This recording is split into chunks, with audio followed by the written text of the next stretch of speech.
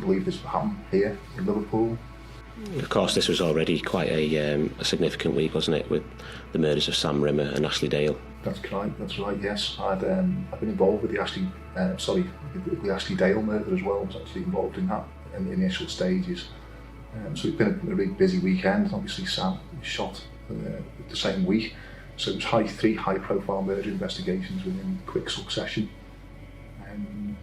But this, 9-year-old child shot in her own home, was a significant moment, really. I suppose from my point of view as a senior investigating officer, I felt proud that I was being asked to lead the inquiry.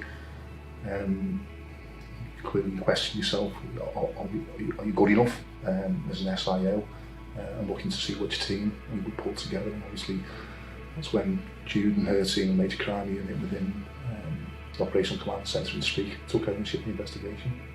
In my 31 years service, I have never ever seen an investigation to the size of this one. And I've worked on a lot of murders over my years.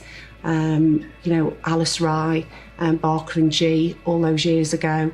And I've never ever worked on a murder with such complexities and the amount of information and the volume of things coming in. We did a press release first thing in the morning, Chief Constable Selina Kennedy appealing for witnesses to come forward with Mark Cameen, the Detective Chief Superintendent, Head of Crime.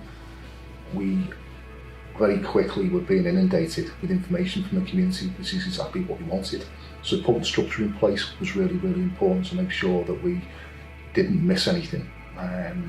We got off to a really good start because the investigation was well investigated on the night.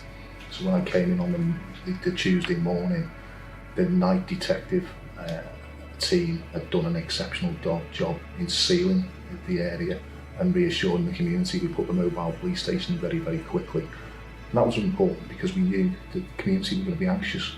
So those key messages from into the media were critical to us.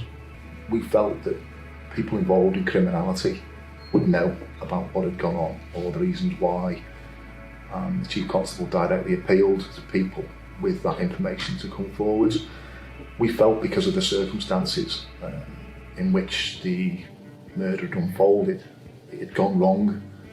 Clearly, Thomas Cashman was always intending to kill Joseph Nee, but probably wasn't intending to have to chase him into a house. We knew that there'd been a shout inside the house and he continued to shout.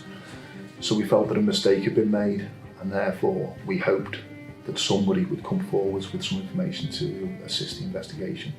And we always do. But that was a key appeal point for us during the initial phase, that we were looking for people involved in crime that don't normally trust the police to come forwards and support us, because that line in the sand, if you like, had been crossed. And that was really important, not just through the local work we were doing in the media, but talking to the community. And that's why I mentioned local policing, partnership working we were doing, and briefing as many people as we could to make sure that those key messages around supporting potential witnesses was in place. And how soon was it then that you had the name Thomas Cashman in relation to the investigation? People were talking about lots of names in the community around Dovecot quite quickly. Clearly there was feuding in the area, and we were keen to pursue all reasonable lines of inquiry. So although his name was one of the first that was mentioned, other people were also being named as well. It's important for us as investigators to ensure that we keep an open mind and pursue the evidence. So the real focus for us during the first week, if I could say that, was to make sure that we maximised evidence collection around the scene, locking scenes down and collecting, preserving CCTV, identifying key witnesses, people that actually saw what went on. You will note through the course of the trial that we read a lot of statements out from key witnesses.